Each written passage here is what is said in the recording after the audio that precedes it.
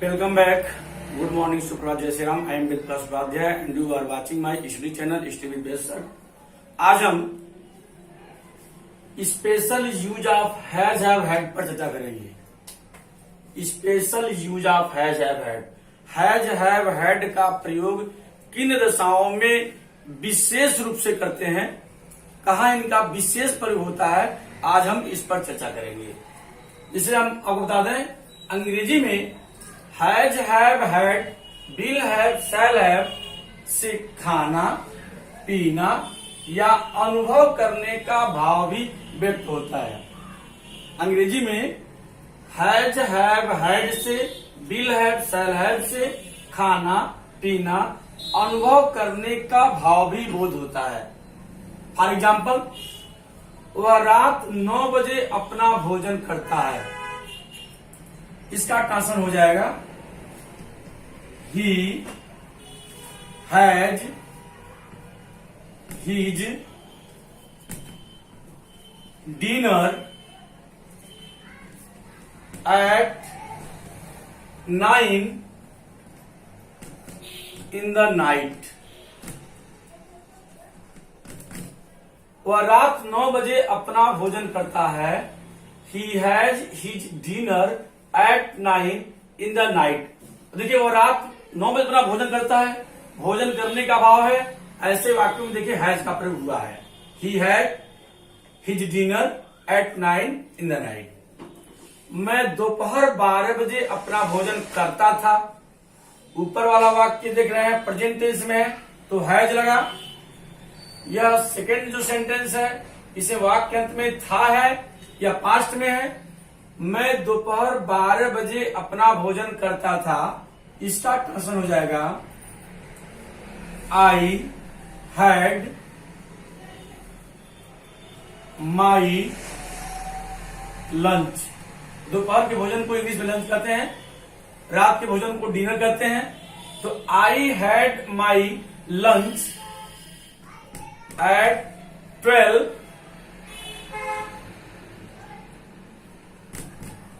in the noon. मैं दोपहर 12 बजे अपना भोजन करता था.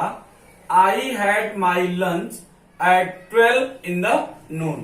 मैं दोपहर 12 बजे अपना भोजन करता था.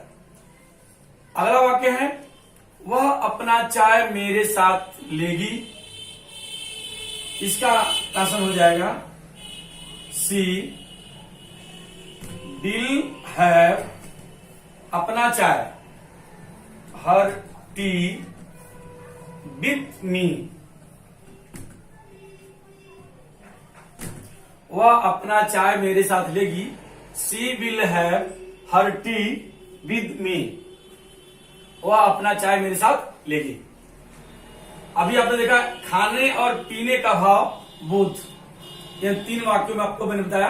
वह रात 9 बजे अपना भोजन करता है, भोजन करने का भाव बोध. मैं दोपहर 12 बजे अपना भोजन करता हूं, इसमें भी भोजन करने का भाव बोध. वो अपना चाय मेरे साथ लेगी, इसमें पीने का भाव बोध.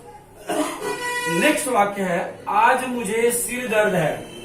इसका ट्रांसलेशन हो जाएगा I have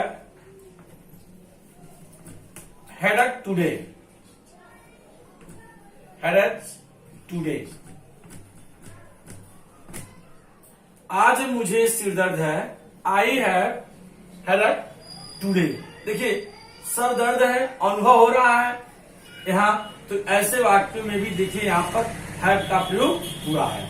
I have headache today. मुझे कोई कठिनाई नहीं है. यह अगला वाक्य आपका देख रहे हैं निगेटिव सेंटेंस है.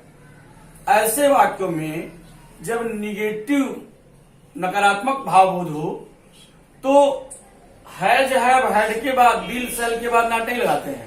ऐसे वाक्यों का जब निगेटिव बनाते हैं जिससे खाना, पीना और अनुभव करने का भाव बोध हो तो उसमें does not have, do not have, did not have का प्रयोग करते हैं. ध्यान रखिएगा, ऐसे वाक्य में जब हैज हैव हैड का विशेष प्रयोग जहां चल रहा हो, जिससे खाने, पीने और अनुभव करने का भाव बोध हो रहा हो, उसका निगेटिव बनाने के लिए हम हैज हैव हैड के बाद नॉट नहीं लगाते हैं.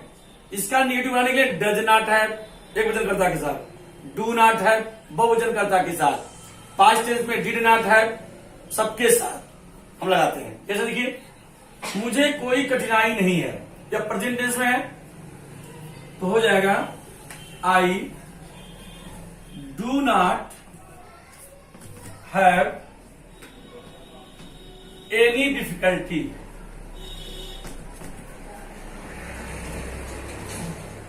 अगर यही वाक्य ऐसे कर दें, उससे कोई कठिनाई नहीं है, तो ही हो जाएगा, यहां डज नॉट हो जाएगा। He does not have any difficulty. अगर इसी को मुझे कोई कठिनाई नहीं था, तो यहां क्या हो जाएगा, डिड नॉट हो जाएगा। I did not have any difficulty, past tense में हो जाएगा। अगला वाक्य देखिए, उसने आज खाना नहीं खाया, या पास्ट टेंस में है तो हो जाएगा he did not have food today.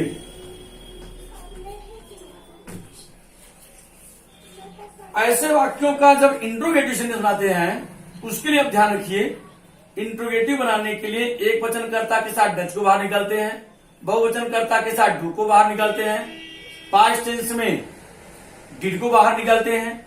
जैसे, क्या तुम भोजन के बाद मीठा लेते हो? प्रश्न है, क्या तुम भोजन के बाद मीठा लेते हो? तो इसका ट्रांसलेशन हो जाएगा do you have sweet after meal या food. Do you have sweet after meal, क्या तुम भोजन के बाद मीठा लेते हो?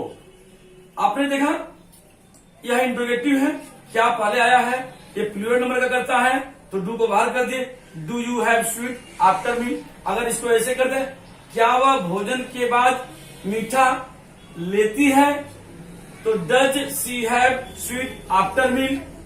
अगर ऐसे कर दे कि क्या मैं भोजन के बाद आइसक्रीम लेता था, तो इसका ट्रांसलेशन क्या हो जाएगा, डिड हो जाएगा।